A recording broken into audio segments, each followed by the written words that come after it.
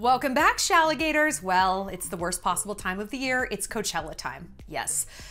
If you live in another country and you don't know what Coachella is, please X out of this video. I won't blame you. I don't blame you. I don't want you to know. Okay, I don't want any of us to have to know what the Coachella Music Festival is. Once upon a time, it was probably an actual music festival, and now it is merely a conglomeration of the douchiest people planet Earth has to offer. Okay? And it bothers me that it's at this time of the year. You know, we're all feeling very springy and hopeful and just positive about life. At least I am. You know, everything's blooming and coming back to life. And just when we're thinking maybe life isn't all like plutonium and spiders, we have to be confronted with Coachella and the people who go and the things that they wear. And I'm sorry, it also bothers me, even just reading the lineup, because who on earth are most of these people? If you want to feel old or lame, and by the way, even when I was like 23 and reading the lineup, I was like, who the fuck are these people? I have never gotten cooler. I have just gotten meaner. So we have the headliners: Lana Del Rey, Tyler the Creator, Doja Cat. Cool. None of these people to me are worth traveling for. Maybe Lana.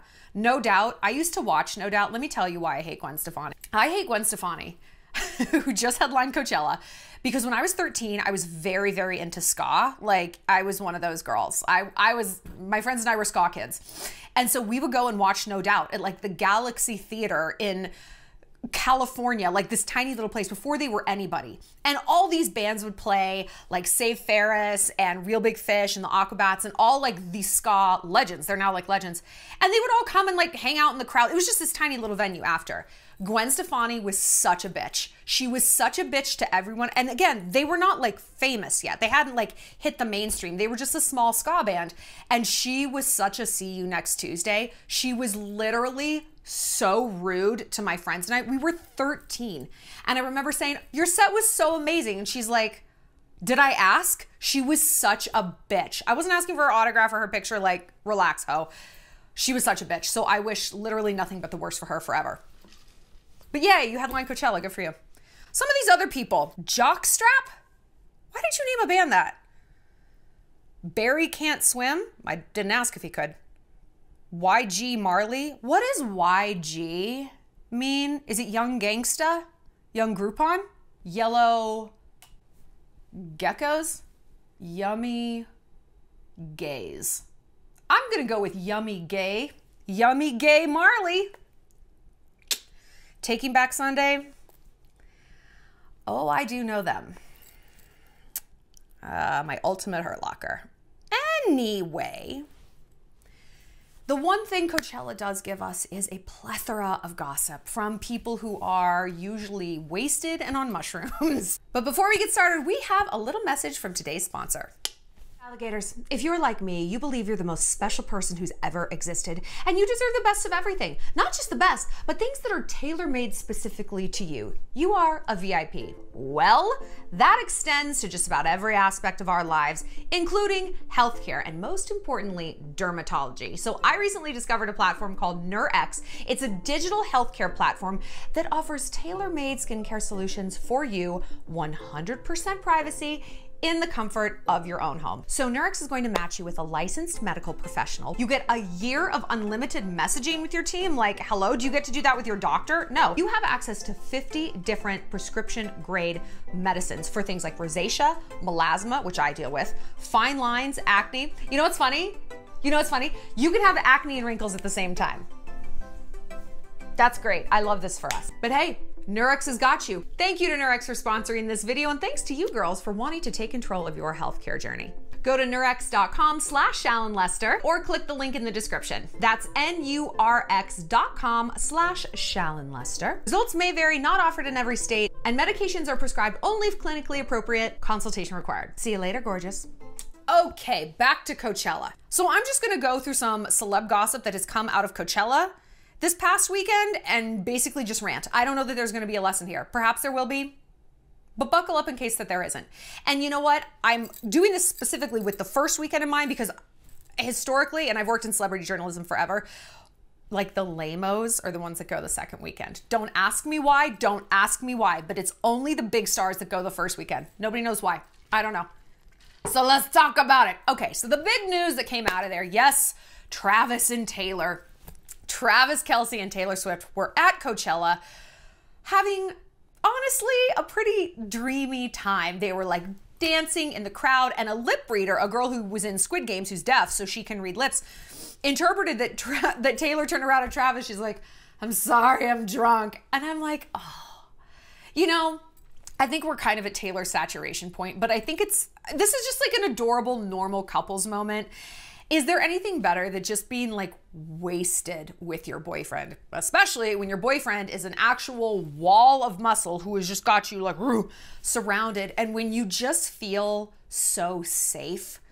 Like, I'm not a big drinker, so I'm not like out getting drunk, but I wasn't like a huge drinker, but I was a drinker, you know, like most people are.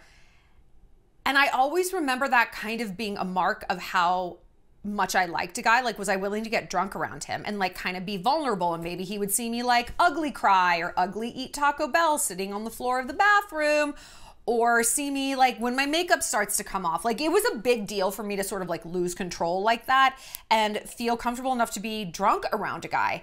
And I think that this is okay, here's some advice. I think that this is a good directive for us to have. A lot of times we kind of put the cart before the horse, in that we will drink to feel comfortable around someone. What if we reverse engineered that? What if we're like, no, I am actually not going to drink around this person. Yeah, alcohol might take the edge off, but like when you think about it, the sweet spot of like, hey, I'm buzzed, but I'm not like, ooh, and I feel like not anxious about being in a crowd, but wait a minute, I don't like this song and my feet hurt, where things take a turn. Because that perfect zone of drinking is very, very short, and it's very, very fragile. You know, it's like when you feel good, you're like, let's have another shot. I feel so good. That is not how it works, you know? And you learn that the hard way, and yet we keep doing it. It's like, one glass of wine's amazing. Should I have 6 more? Let's see how that goes. Bad. Let me tell you, it goes bad. So instead of using alcohol to anesthetize ourselves from the nerves, what if we could just, as an experiment, do the opposite? And instead reserve drinking for someone we really, really trusted. It's like you have earned the right to see me like drunk, ugly cry and eat drunk, ugly Taco Bell on the bathroom floor. What if we could pull back and say, alcohol is maybe not the solution to our problems? What if it was in fact, gateway to our problems? Because listen, like I said, I'm not a big drinker. I stopped drinking a few years ago, and like I stopped drinking hardcore. Like, I didn't drink at all. I would say for maybe a year and a half. I might have had like 2 drinks in a year, like nothing. And even now when I go out, I'll have like, if I'm really catching a wild hair, I'll have 2, but usually it's just 1, because I don't like the way I feel drunk. And I also realized that all alcohol was for me was a door. Alcohol was just a door to some behavior that I wanted, that I told myself I could only access with alcohol. Here's what I mean. You're at a bar, a song comes on, you're sober, and you're like, oh, I love this song. And you think to yourself, I would love to just like dance, just not give a fuck, just get out there, dance and have a good time. But I can't, I'm sober. What are people gonna think? So instead, I'm gonna rip 3 shots to give myself a little liquid courage, then I'm gonna get out there. Okay. Think about a meadow, a field, and there's just randomly a door, like a door frame and a door in the middle of this field, and you need to get from one side of that field to the next. What kind of psychopath would be like, no, I'm gonna go up to the door and I'm gonna knock and I'm gonna wait to be let in? Why would you just not walk around it? Why would you not just walk around it? That's alcohol. That's alcohol. You are artificially importing this door, which is alcohol, into your behavior. I can't get on that dance floor until I walk through this door of taking 3 shots. I can't walk over and talk to that guy without the alcohol. I can't just go eat a Crunchwrap Supreme if that's what's really the dream that Jesus has put in my heart. I have to have alcohol in order to do that, in order to stand up for myself, to send that text message, in order to just maybe cry. Maybe just cry. Maybe get mad at someone and speak up. I am purposely telling myself that the only way I can get to my truths, whether it's a Crunchwrap Supreme or it's talking to the guy, via this alcohol door. Why are we doing that? And I realized that when I stopped drinking, what a door alcohol was. And I'm like, why did I set that in the middle of my own meadow? Just go dance. Go dance. Because you know what? I've got news for you. People's judgments of you actually don't change if you're drunk or sober. If you're on the dance floor sober, you know what? In fact, people will respect you more. They're like, look at her. No, she's not wasted. She's literally just thriving and having a good time. Do you think that your friend is going to take you more seriously if you're like, you know what, Bethany? I just think you're such a bitch. No, she's actually going to have a lot more respect if you're like, hey, can we sit down at brunch? I've got some things I need to clear up. A guy is going to take you more seriously if you're texting your feelings at 3 p.m. instead of 2 a.m. So if you think like alcohol is insulating you from some of the cringe of the things you want to do, it is actually dialing it so far up. You are so much worse drunk. I don't know. I have never met in my entire life one person who I preferred drunk. Never. Not ever. Maybe like a glass of wine, like they've taken the edge off. But again, that's a choice. They have decided, okay, I can loosen up. I can have a little fun. I can, open up and talk to my friends or whatever it is. That's a decision. That's the door in the meadow. I like maybe how they were, but the alcohol was just kind of an artificial vehicle to get there. And again, that's a very fragile and transitory place to be, because we all know someone might be fun with 2 shots. They have 2 more and you're like, and now you're a nightmare. You're a nightmare. And I have to carry you out of the bar. This is actually not fun for me, Alexis. So listen, here I thought we weren't going to have any advice. Let us take a page from Taylor and Travis and save alcohol and drinking for the people you really, really trust. Because if you need to get drunk to be around people, like that is actually a red flag that we've normalized so much we don't even think about it. But like you have to impair reality in order to deal with reality. That's maybe a bad thing. And if you're thinking, well, if I didn't drink, I'd never go out, then maybe don't go out. Maybe you don't like going out. Maybe you're going out to the wrong places or with the wrong people or for the wrong length of time or whatever. Maybe instead of anesthetizing everything that your mind and your body is trying to tell you, maybe you just listen, see where that goes. And yeah, when you do decide to like really cut loose and get drunk, it'll be with someone you really, really trust. I only drink around the guy that I'm dating. I only drink around him, and not a lot, but like, because I really, really trust him. I really like him and we have a lot of fun, but it's like, I don't want to go to a bar and drink around random men and maybe be like, he's kind of cute. No, he actually isn't. I think he likes me. I don't like him, as it turns out, but it's like the alcohol is making me loosey-goosey and making me make decisions that I'm like, this is actually kind of annoying. So listen, Taylor and Travis, I like it. I like that they've got their little group because she's not like a drunk. Like we don't see her stumbling out of clubs a lot. So the fact that she's like getting loose with her man, I think that's amazing. That's adorable. I think it's a lot less adorable when someone has no real parameters for who they drink around. And it's like anyone, because I can't tolerate anything. Bad vibes. Speaking of a couple in a crowd, did you guys see the video of Justin and Hailey? If someone literally took the video, posted on TikTok, and Justin himself reposted it. It was Justin and Hailey. I think they were watching Lana. By the way, these spots I have on my face, they're not a breakout. They're a grease burn. I was cooking salmon and the oil splashed onto my face. So that's been fun. Anyway, Justin and Hailey were in the crowd watching Lana Del Rey. And he was like rubbing her head and then kissed her on the forehead. And I think we as humanity just melted. I did. I didn't melt. I cried. I was on my period and I regret nothing. Honestly, I stand in my choice. I choose my choice about crying over Justin and Hailey's incredibly adorable codependent love. We talk about them a lot and they are very codependent on each other. They're in this like little closed loop, but you know what? It kind of works. They seem happier.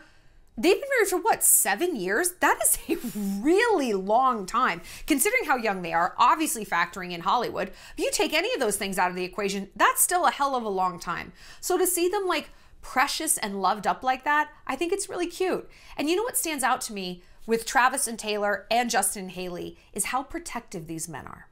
And I posted this on Instagram the other day. I am very much in my light feminine era. I am very much just wanting to be with a man who is ultra, ultra protective, who is just ultra protective. Because I want to be a girl. I want to be a girl. You know what I said to a guy a few months ago? Because he was kind of being a little, I'm like, we're obviously not dating anymore, but he was being a little like whateverish, just a little whateverish. And I was like, how is your day? Like, I felt like I was asking questions and I wasn't getting asked back. And I said, you know what? I understand that you want a relationship that's like stable and consistent, but you need to be mirroring that for me. In fact, you actually need to be the leader. You need to be the shepherd here, okay? Because otherwise, I feel very exposed and vulnerable. And I also feel like a man. And he's like, you feel like a man? Like, yes, because I feel like I'm pursuing you. And that's what men do. And when that happens, I have no choice but to look at you as the girl.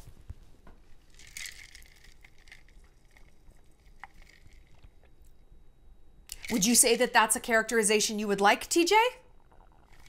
Would you like for me to look at you as a girl? Would you like for me to describe you thusly to my friends? He's just so like feminine. Well, there you go. Or I can also see you as a man, and now we're two homosexuals. Does that also sound like a descriptor you want around town? Oh, TJ, he's, I would describe him kind of like as a gay guy. So if you've ever been like, what's it like to date a gay guy as a straight woman? I can tell you, it's like dating TJ. Yeah. So once you taste that dynamic, which I guarantee we all have, I hope you develop an absolute allergy of disgust to it. I did. And since then, and it took me like saying that out loud to be like, oh yeah, I do feel like a guy, and that makes you a chick. No, thank you. It made me realize I am in my lean back era. This is what I want for all of us for the summer. I want us to have, yes, the hot girl summer, the pursuing our new goals and hobbies summer, our unbothered summer. I want us to have our motherfucking lean back summer. It's like, okay, how about you show me what you got? How about you pull up, impress me, dazzle me, demonstrate consistency and stability and an escalation of those things. And I will give that back because, hey, this is Newton's law, equal and opposite reactions. But I am actually not doing any forward motion whatsoever. Let us remember, if nothing else, biology. How many times have you seen an egg swim to the sperm? Oh, it doesn't. Even anatomically, women receive, right? There is pursuit. Man knows how to pursue when the chips are down, right? In like the literal sense. He can do it outside of this. He can do it outside of that thing. He can do it outside. And if he can't, then he doesn't get to do it here either. Okay? He doesn't get to do it there either. I am just burnt the fuck out right now. I don't know. I'm just in a very, lean back era. I wanted to find that true love, but I'm just really not into putting a ton of effort into it right now.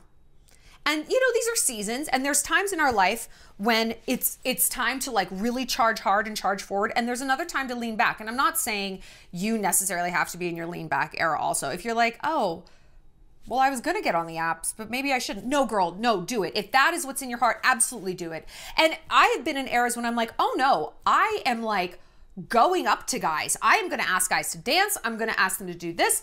And I was very much like into that, like outgoing. I'm just not right now. And so if you're with me on this, if you're like, yeah, you know what? I'm not either. Great. Let's maybe be in our trad wife, light feminine energy, and let's see what comes to us. Let's see how that works. I mean, lean back, but lean back with a smile on your face. Lean back like this. Not like that. I'm not trying to sit in a bar and mean mug people. I'm going to be very happy and sweet and open and inviting and warm, but that's all I'm going to do. I am going to be the bait, not the fish. Okay? Because men know how to hunt. They know how to move forward. And if they don't, why would you want that man? I was out at the bars the other day, and this guy was like hitting on me, and he was cute. He was tall. He looked kind of like Josh Hartnett, and he's like in town. He's here for work like weeks on weeks on weeks, and then he goes back to like Kansas. Like, ugh, like say no more, please. I want to hear nothing more about this place. Sorry if you live in Kansas, but like I'm sure you get it. And first of all, he talked on and on about how bored he is here and how he doesn't have any friends. And I'm like, ugh. This is a great lesson. And we talked about this in a recent video. Do not trauma dump. Do not tell a man about your wounds, your trauma, your scars. It is such a fucking turnoff. It's such a fucking turnoff, dude. I'm not saying your like long-term boyfriend who you love and trust, like we were talking about with alcohol. Save that for the people who you know their character, you know their loyalty, you know their interest. If you're like leading with this within the first like few weeks or months, I'm sorry, it is a turnoff, because I was so turned off talking to that dude in the moment. I'm like, I don't need to know that you don't have any friends, because all I'm thinking here is this man will not leave me alone if we start dating. He will want to do something with me at all times because I will be his only person in his life. That is too much for me. So think about a guy, if you're like, my trauma and my trauma and my trauma, he's like, whoa, bitch, like you have a need level that I don't want to meet, that I can't meet, that I have no interest in meeting, you know? Even if that's not how you are intending for it to come out, that is the takeaway. I have no idea why this guy was telling me that. I don't think he was like thinking this through of like, that's not attractive. You know, it's just not attractive. But nonetheless, I was like, oh, one of my best guy friends just moved to town. He also loves to golf. Like, is it weird to set you guys up on like a friend date? Because he's also trying to make friends. He's like, no, that's not weird. He's like, will you come golfing with us? And I'm like, I'll come golfing, sure. I was like, I'll make you guys look amazing because I can't golf at all. So you'll be delighted at your performance by the end of the day. And so we were talking and I was like, I guess I would let this guy get my number, you know? I don't know. And so I was like, so my friends and I were leaving. I was like, so, do you want me to like link you up with my friend Rob? And he's like, oh, I don't know. Yeah, maybe I'll like see him around or something. And he walks away. Like, could you have blown this any harder? And my friend was literally like, do you understand she's trying to give you her number? And he was like, oh, hold on. And I was like, I'm gonna go. I was so fucking turned off. I was so turned off by this. What is the point of this story? I honestly don't know. I just needed to get it off my chest. I just need to get it off my chest. The point is men are so stupid. The point is men are literally so stupid. And it's like,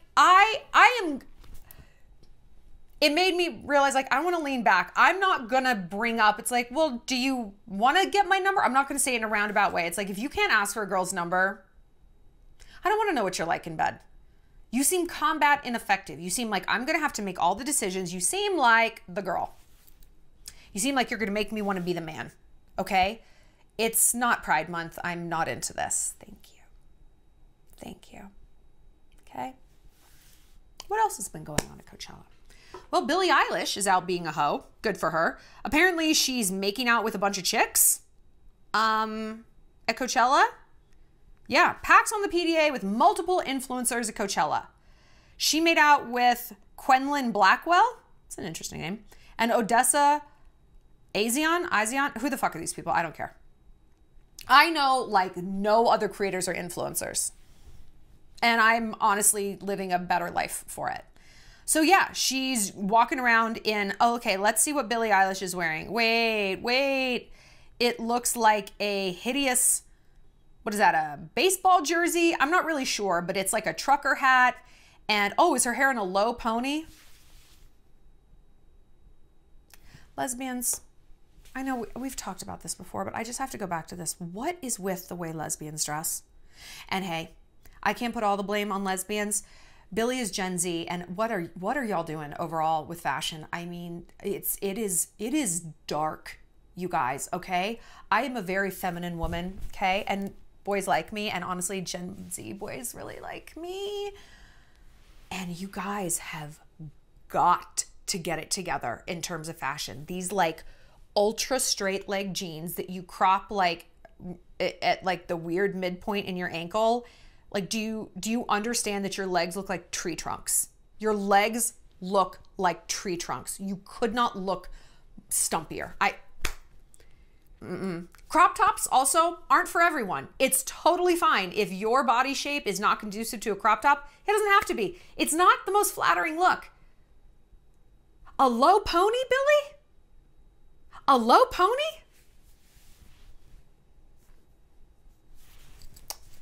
I just want to know why. I just want to know why. She's a beautiful girl. Banging bod. I don't get it. Makes me sad. Makes me sad to see people waste their youth and their beauty and their potential and their body. I hate it. Anyway, Karl Lagerfeld once said that trendy is the last step before tacky, and nothing could be truer. Because when you're ultra trendy, it's kind of tacky. This feels like a good time to remind you guys of my clothing rental subscription service, XO Style Box. This blazer is from Style Box, and listen, you might be saying, well, Shallon, aren't there trendy clothes on there? There are. There's also extremely classic pieces. And you know what I love about it? You don't have to commit to anything. You can branch out from your style. Let's say you dress like Billie Eilish in like baseball jerseys and hats from Spencer Gifts. I don't know. And you're like, I kind of want to explore maybe a more like, you know, sleek city look. You know, with like the blazers and like cool sleek trousers. Maybe I want to go girly cottagecore. Maybe I want to go like kind of bold and experimental. Great. Don't go spend a ton of money. Join my service, get the first month free. Experiment with some different things. Branch out in your style. And if you don't like it, you don't even have to wear it. Send it back. You can swap as many times as you want in a month. Or you can keep pieces for a few months if you want to. Keep them for as long as you want. So just try to mix up our style a little bit. It's spring, why not? What have you got to lose? So what can we learn from Billie's hoeing around Coachella? Listen, like I said, I'm in my lean back era. I'm not in my hoe phase. But girl, maybe you are. Whew, honey, get after it. I love spring fever. I love to be a summer slut. It's so much fun. It is literally so much fun. I'm just not in that season right now. Listen, I'll be ovulating in like 2 weeks. We shall see. We shall see. It could be like, lock up your sons. But I think it's so healthy to go and have hoe phases, and not just one. I think people assume that you get one, like your slutty college years or, you know, your mid-20s, but then you have to settle down. You know, Megan Fox has proven that you can get out of a marriage in your 30s and be like, fuck it, man. We're making up for some lost time. And you don't even have to like have an excuse. If this is just what's in your heart, if God, possibly the devil, has put lust in your heart, there's a reason, baby. But here is how to hoe smarter and not harder, because listen, the downside to a hoe phase is it can affect your reputation. I mean, it can, you know? And if you live in a small town or you're in a sorority, or even if not, like you just don't want that label attached to you. You don't want to be called a slut. Listen, okay, we can sit here and talk about how unfair this is and the patriarchy and blah, blah, blah. No shit, it's unfair. We all know that. That doesn't mean it's not real, okay? To deny something, to deny the consequences of something just because you think it's unfair that there are consequences, I don't know, man. Good luck with that. It is hella unfair that eating queso 4 times a week will make you fat. And yet, here we are, okay? It will. I mean, yeah, it is unfair, and you can just plow through that shit at Fiesta Mexicana 4 times a week. It's not gonna go how you think it does. And so being a slut around town is in fact going to earn you that precise reputation. And you know, I say slut and we around here say slut in a complimentary way. It just means you're very good at one particular thing. Unfortunately, society does not always agree. And this is not a reputation you want. You just don't, all right? You want control over your reputation. And the concept of being a hoe, that's hard to come back from. It's not impossible. We've done a lot of videos on how to come back from it. Basically, you just have to live in contrary to it, like for a while. It is so much, it takes so little to cement a bad reputation, and it takes so long to undo it. Again, not fair, but it is realistic. So here's how you hoe smarter rather than harder. First of all, you do have hoes in different area codes. Ludacris was right. When I'm in a hoe phase, I'm not slutting around Bozeman. I'm slutting around the world. I save my credit card points for precisely this, for my hoe phases. So I'm like, I got a piece in London. I got a pro rugby player out there. I got a boy in Philly. I got 2 in Florida. I got 1 in California. Like, I travel for the whole life, okay? I'm not peeing in my own pond. I'm not doing that. And if you are, if you're like, well, cool, I don't really have that ability to like hoe around, then you have to just make out. You have to take a page from Billie's playbook. And if you want to be a hoe, be a kissing hoe, be a kissing bandit. Kissing is fairly innocent.